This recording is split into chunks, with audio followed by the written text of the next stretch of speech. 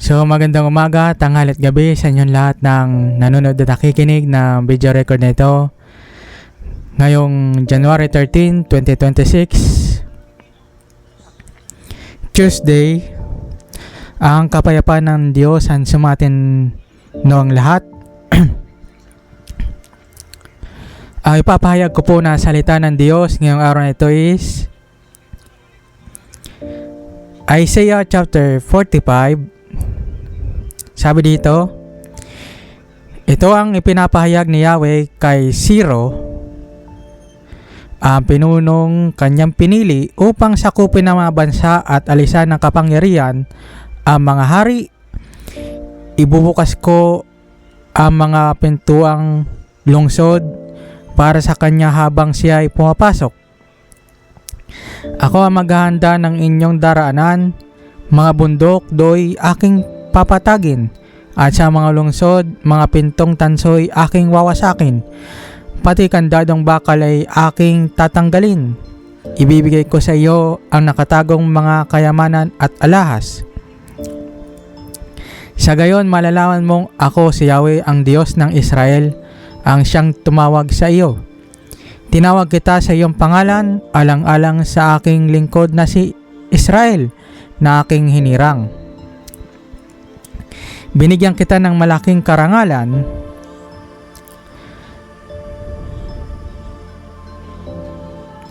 kahit hindi mo ako nakikilala. Ako si Yahweh, ako lamang ang Diyos at wala ng iba. Palalakasin kita kahit hindi mo ako nakikilala.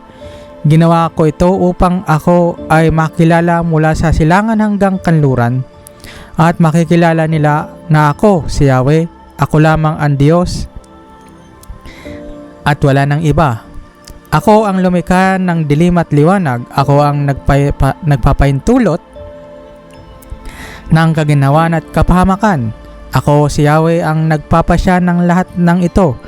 Padadalan kita ng sunod-sunod na tagumpay, parang mga patak ng ulan na bumabagsak sa lupa. Dahil dito'y maghahari sa daigdig ang kalayaan at katarungan. Akong si Yahweh ang magsasagawa nito. Ang palyok ba ay makakatutol sa gumawa sa kanya? May tatanong ba ng putik sa magpapalyok kung ano ang ginagawa nito?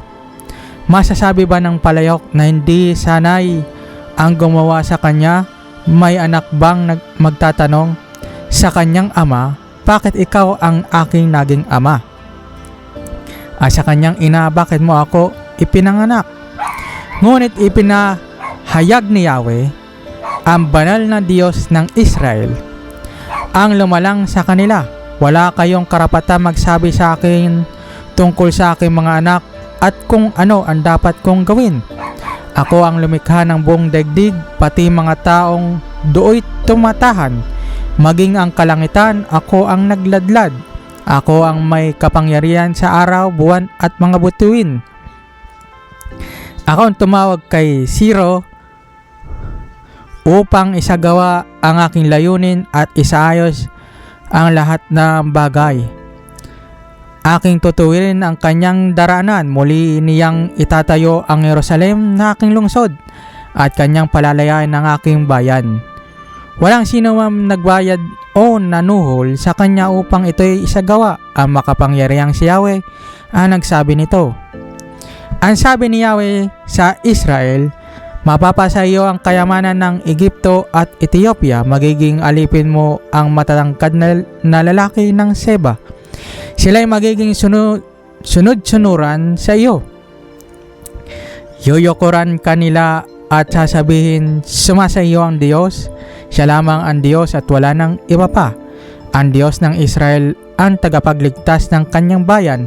Mahiwaga siya kaya hindi kayang unawain. Hahamakin at mapapayang lahat ng gumagawa ng mga Diyos-Diyosan. Ngunit ang Israel ay iyong ililigtas. Ang tagumpay nila ay sa habang panahon at kailan may hindi mapapaya. Si Yahweh ang lumikha ng kalangitan, siya rin ang lumikha ng daigdig. Ginawa niya itong matatag at nanatili at mainam na tirahan. Si Siya ang may sabing, ako si Yahweh at wala nang iba pang Diyos. Lahat ng salita ko'y sinasabi ng hayagan, isa man sa layunin ko'y hindi inililihim. Hindi ko pinapahirapan ng Israel sa paghanap sa akin. Ako si Yahweh, sinasabi kong lahat ang katotohanan at inihahayag ko kung ano ang tama.